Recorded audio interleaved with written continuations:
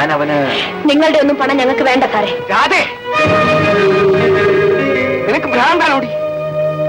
സാറേ, നിങ്ങളെ പോലുള്ളവരൊക്കെ ഇവിടെ വന്നോ പൊയ്ക്കോ, ചുറ്റുവട്ടത്തിലുള്ള ഞങ്ങളെ ഒന്നും കാണണ്ട.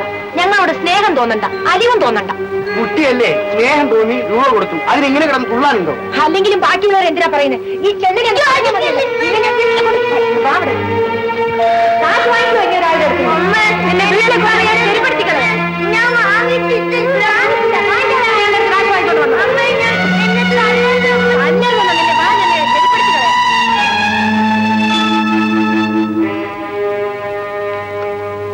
രാധ രാധ, എത്ര പ്രാവശ്യം ഞാൻ പറഞ്ഞു അദ്ദേഹം പേര് പറയരുത്.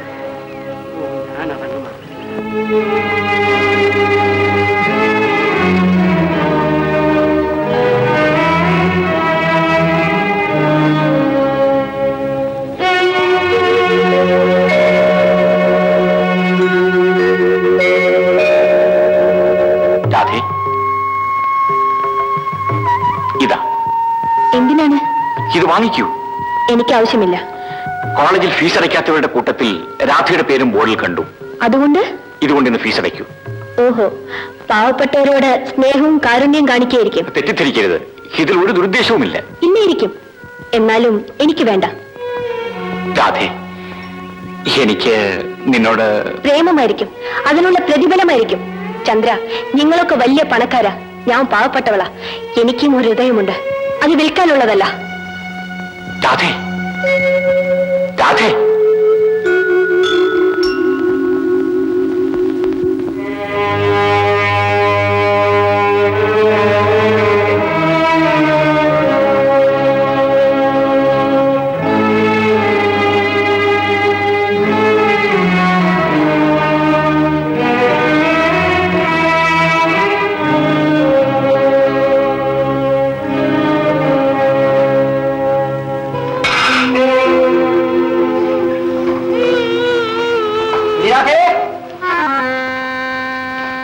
സൂക്ഷിച്ചോളണം കേട്ടോ.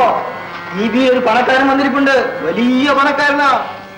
ചുമ്മാ വന്നിരിക്കാനാ പറയുന്നത്, അതുകൊണ്ട് അവതരണമാ. നിനക്ക് വേറെ ജോലിയൊന്നുമില്ലടാ, നീ എന്തിനാ കരഞ്ഞാ പോന്നെ? അതേ, നീ ആ വഴിക്ക് പോകാനേ പാടില്ല കേട്ടോ. ജനാർദ്ദൻ ചേട്ടാ, ഈ ടിബിയിൽ ആരെങ്കിലും വന്നാൽ എപ്പോഴും ഇവിടെ വന്നിങ്ങനെ പറയണോ? എന്നെ സൂക്ഷിക്കാൻ എനിക്കറിയില്ലേ. എന്നാലും ആര് വന്നു, എന്തിനു വന്നു എന്നൊക്കെ നീ എങ്ങനെയാ അറിയുന്നത്? അതാണ് എന്റെ ജോലി.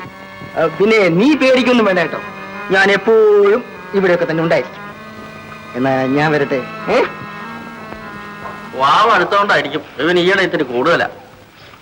നീ എന്താണ് ഈ മോനെ അടിച്ചത്?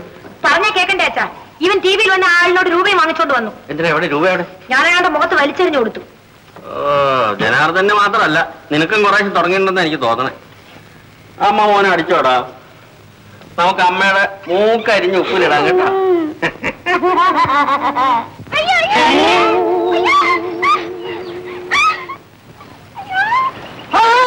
എന്ത് പറ്റി? എവിടെ കാണിച്ച?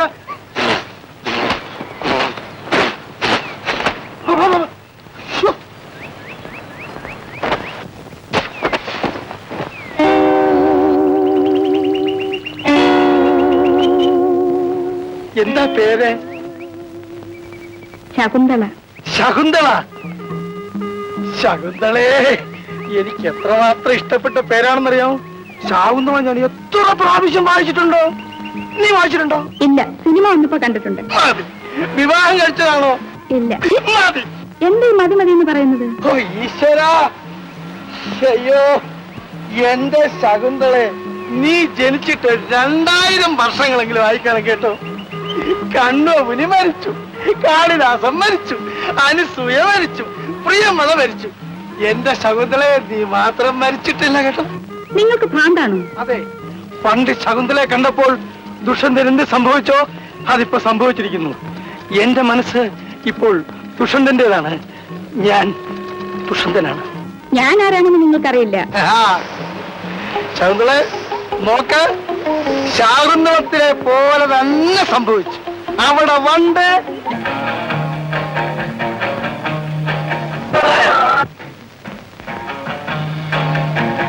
ആരാ ചോദിച്ചത്?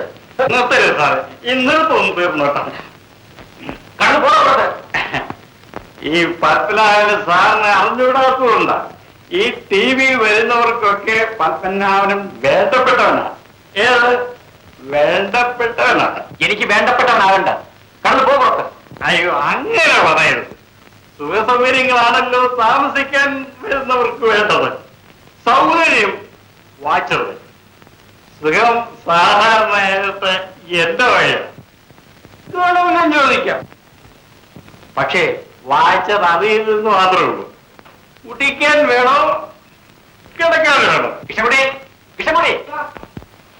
പുറത്തോ രാത്രി കയറി വന്നിരിക്കുന്നു ഉപദ്രവിക്കാൻ. ഉപദ്രവിക്കാൻ അല്ല അല്ല, ഉപദ്രവിക്കാനല്ല, ഉപദ്രവിക്കാൻ. നമുക്ക് വെളി പോയി സംസാരിക്കണം. ആ വെളി പോ.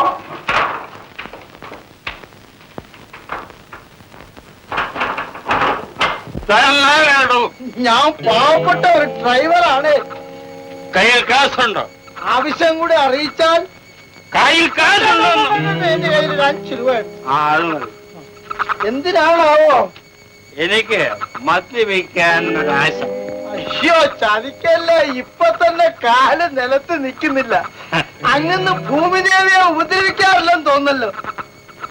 മനസ്സ് വെച്ചാലുണ്ടല്ലോ, ഞാൻ വേണ്ടി വന്നാൽ പറക്കും. പണ്ടാരോ അങ്ങനെ ഒന്ന് പൊങ്ങന്നേ, അങ്ങനെ ഒന്ന് പൊങ്ങന്നേ. അങ്ങനെ ഇവിടുന്നൊന്ന് വീട കൊണ്ടാ വലിയ ഉപകാരമായിരുന്നു കേട്ടോ. നീ വരണം എന്റെ കൂടെ. അയ്യോ, ഈ യാത്ര ശവപ്പറമ്പിൽ ചെന്നേ അവസാനിക്കുള്ളൂ. ഞാനൊന്നും പറഞ്ഞില്ല. അങ്ങനെ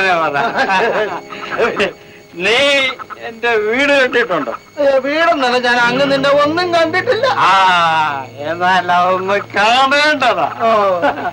നിനക്ക് വേണ്ടതെല്ലാം അവിടെ ഉണ്ട്. എന്നുവെച്ചാല് ഞാൻ വരുന്നുണ്ട്. നീ അയ്യോ, ഞാൻ വരുന്നില്ല. അടിക്കാൻ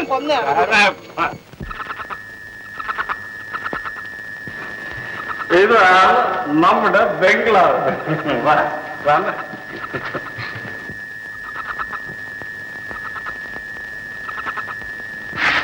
എടേ പെണ്ണേ, എടേ പെണ്ണേ, നിന്റെ ചേട്ടനാടേ, ഒന്നിങ്ങ വന്നേ.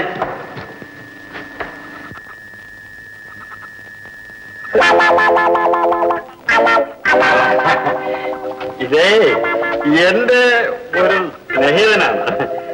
ഡ്രൈവറെ, ആ 5 രൂപ എന്നെ എന്റെ വീട് തീർന്നു പോയി. ഞാൻ ഇപ്പൊ മേടിച്ചിട്ടുണ്ട്. ഉടനെ വരാം. ഇപ്പൊ വന്നേക്കാം. അകത്തേക്ക് വരാം.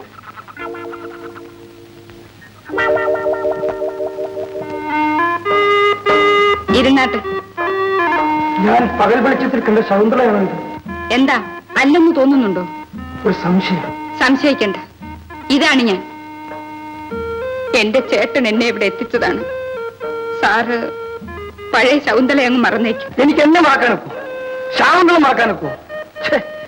ഞാനിപ്പോ ആകാശത്തിനും ഭൂമിയിലും അല്ലാത്ത പോലെയായി. സാറേ, സാറ് പറയുന്ന പഴയ ശകുന്തളയുണ്ടല്ലോ, ദുഷ്യന്തനെ കാണുന്നതിന് മുമ്പ്. ദുഷ്യന്തനല്ല, ദുഷ്യന്തൻ. ആ, അങ്ങേരെ കാണുന്നതിന് മുമ്പ് നല്ലവളായിരുന്നു എന്ന് നിങ്ങൾ എങ്ങനെയാ പറയുക? നീ പറയുന്നത് ശകുന്തളയായിട്ട് സിനിമയിൽ അഭിനയിച്ച പെണ്ണിനെ പറ്റിയാണ്.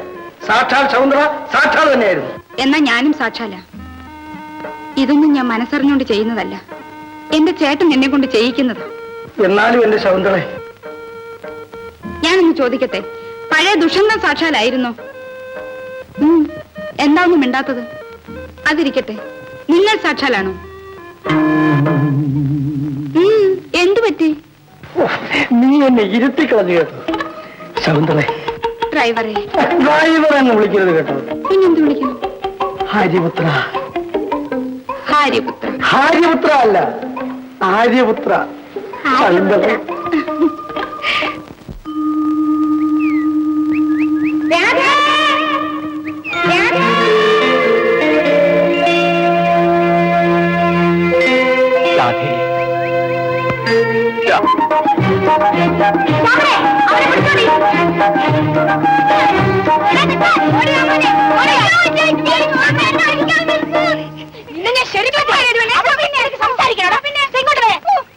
നീ എന്തോ കിടന്ന് തുള്ളിച്ചാടുന്നേ? അവൻ കുഞ്ഞല്ലയോ? ഇല്ലയോ മോനെ? കൊച്ചു കുഞ്ഞ്. ഇവനെ ഞാൻ ഇനി വീട്ടിൽ കെട്ടിയിടാൻ പോവാ. ഇങ്ങനെയുണ്ടോ ഒരു വികൃതി? ആട്ടെ, നീ എന്തിനാ എന്നെ വിളിച്ചത്? ഇന്ന് ദിവസം എന്താണെന്ന് അറിയാമോ? ഇല്ല. എന്താ? എന്നെ പോലെ നിനക്ക് ഓർമ്മയില്ലല്ലോ. ഓ, നീ കാര്യം എന്താന്നങ്ങ് പറ. ഇന്ന് ഇവന്റെ പിറന്നാളല്ലേ? അയ്യോ, അക്കാര്യം ഞാനങ്ങ് മറന്നുപോയി കേട്ടോ. ഇന്നേക്ക് എന്റെ ചേച്ചി മരിച്ചിട്ട് 5 വർഷമായി. 5 വർഷമായിട്ടും ചേച്ചിയെ പറ്റി പറയുമ്പോ ഇപ്പോഴും നീ കരയുന്നല്ലോ. ശരി, നീ പോയിക്കോ, ഞാൻ പറയാം.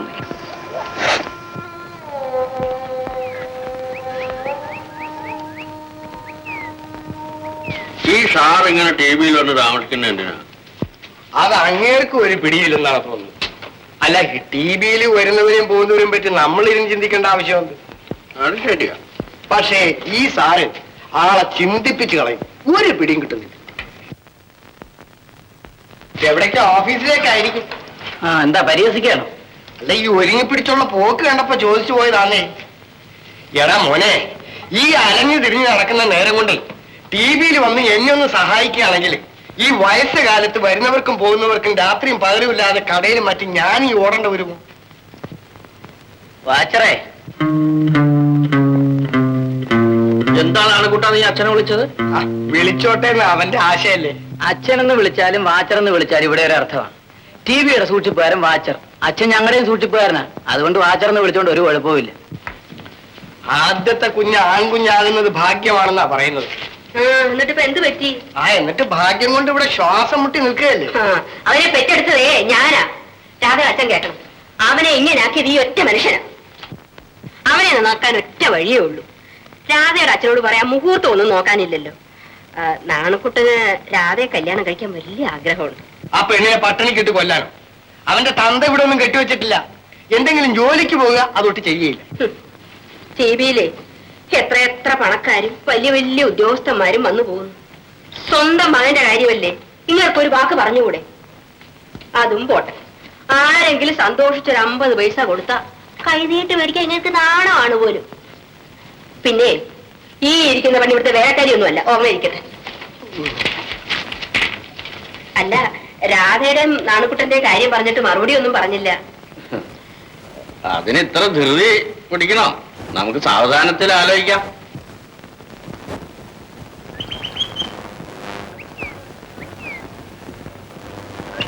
ഇതാണ് ടി വിയിൽ താമസിക്കുന്ന സാറ്. നമസ്കാരം. നമസ്കാരം.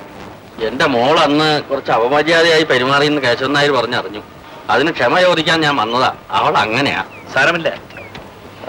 എന്നാ ഞാനിങ്ങോട്ട് ഇറങ്ങി. ശങ്കരൻ നായർ പോയട്ടെ. രാധയുടെ അച്ഛനാ. മനസ്സിലായി. ആ പെണ്ണിന് പണക്കാരെന്ന് കേട്ടാൽ പേടിയും ഭയവുമാണ്. അതെന്താ അങ്ങനെ? അതിന്റെ പിന്നിൽ വേദനിപ്പിക്കുന്ന ഒരു കഥയുണ്ട് സാർ. എന്താ അത്? അതുകൊണ്ടാണ് അവളുടെ സ്വഭാവം അങ്ങനെ ആയത്. ആഹാ, പറയൂ, കേൾക്കട്ടെ. ഒരു 4-5 കൊല്ലം മുമ്പ് ഈ ടി വിയിൽ ഒരു പണക്കാരൻ പയ്യൻ വന്ന് താമസിച്ചു. സോമൻ എന്നായിരുന്നു അദ്ദേഹത്തിന്റെ പേര്.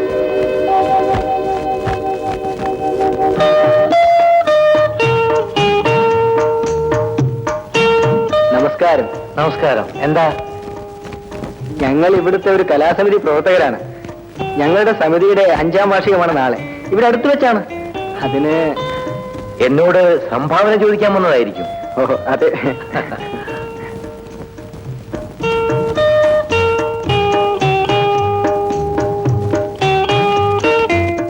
അല്ല, കലാകാരന്മാർ ടി വിയിലും വന്ന് കൊലപാതകം നടത്തി തുടങ്ങി. എടാ പത്മനാഭ, നിനക്ക് ഇവരുടെ കൂടെ നടന്നിട്ട് എന്ത് കലയാടാ ഉള്ളത്? പത്മനാഭൻ ഞങ്ങളുടെ ഒരു സജീവ പ്രവർത്തകനാണ്. എന്റെ കാഴ്ചപ്പാടിൽ ഇവൻ ഒരു നിർജീവ വസ്തുവാണ്. അല്ല, ഇങ്ങനെയെങ്കിലും അല്പം ജീവൻ വെക്കുന്നെങ്കിൽ വെക്കട്ടെ. അതുകൊണ്ടാ ചേട്ടാ ഞാനും ഇവരുടെ കൂടെ നടക്കാന്ന് തന്നെ വെച്ചത്. സാറ് നാളെ തീർച്ചയായും ഞങ്ങളുടെ പരിപാടിക്ക് വരണം. ഞാൻ വരാൻ ശ്രമിക്കാം. എന്നാൽ ഞങ്ങൾ ഇറങ്ങട്ടെ. ഓക്കെ, നമസ്കാരം. സാർ ചായ. ആ